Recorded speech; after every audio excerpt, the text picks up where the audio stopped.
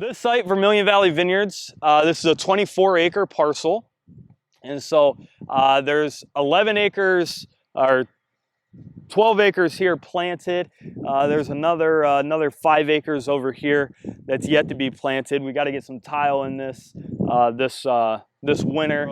This is heavy clay soil. So Vermilion gets its name for Vermilion's a shade of red, pertaining to its red clay soil.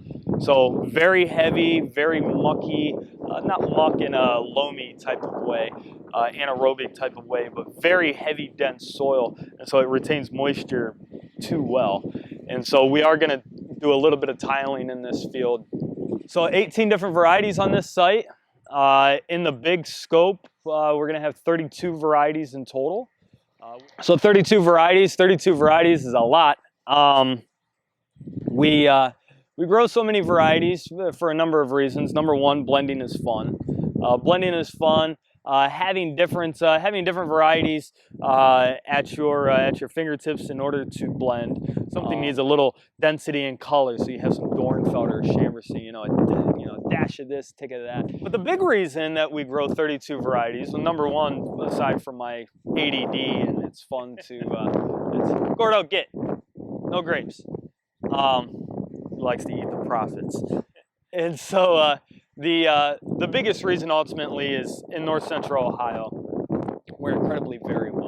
So if you think of places like Napa or Sonoma, Willamette Valley, Yakima, or even in places out like the Finger Lakes, they're a lot more consistent from year to year.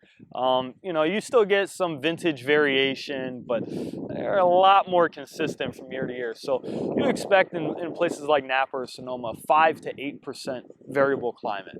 So 5 to 8% warmer, colder, wetter, drier than the previous year, not looking at the 10-year average, but the previous year. In our case, we have a 35% variable climate, so incredibly variable. 35% hotter, 35% colder, 35% more water, less water. Are we in drought? Are we in monsoon season? This past spring. So 32 different varieties ultimately, and the reason for that is we recognize that with this variability, you're going to have variability within the crop, within the quality of the crop.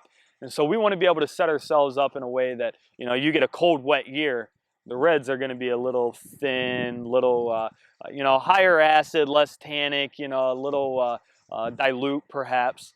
And but our whites, high acid, very aromatic fruit, is looking beautiful. Our Rieslings, our Gewürztraminers, our fruity whites are just going to shine in those years. But then you get years, this year had kind of shaped up to be an absolutely beautiful year on reds, where it dried out, it warmed up, and we can get big, heavy, concentrated reds.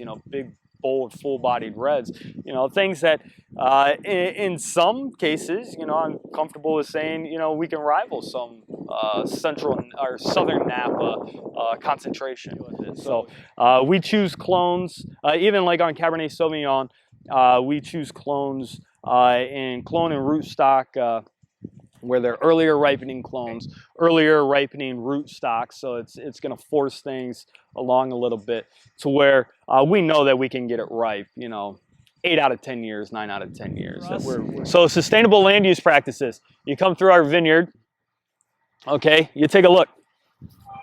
Here's a weed, here's a weed, here's a weed, here's a weed, weed.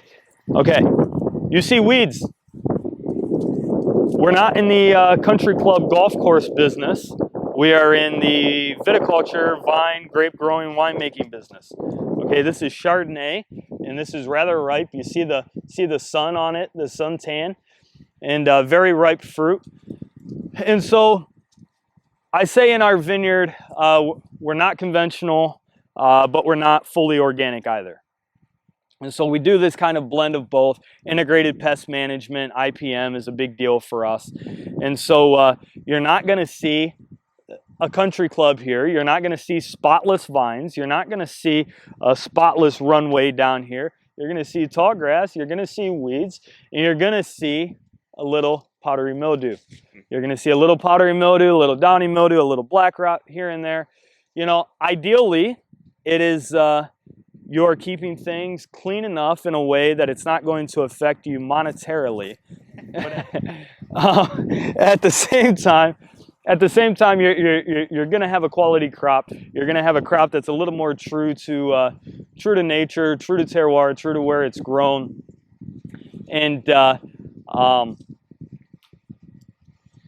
your inputs are going to be lower. The impact on the environment is going to be lower. Is this weed hurting this vine? No. No, it's at the end of the day, maybe it's hurting your aesthetic appeal, but it's not hurting this vine. And so, you know, we very much say we're not landscapers, we're farmers, and farming isn't perfect. So we only do to our vineyard what we absolutely have to do to our vineyard as far as our inputs goes.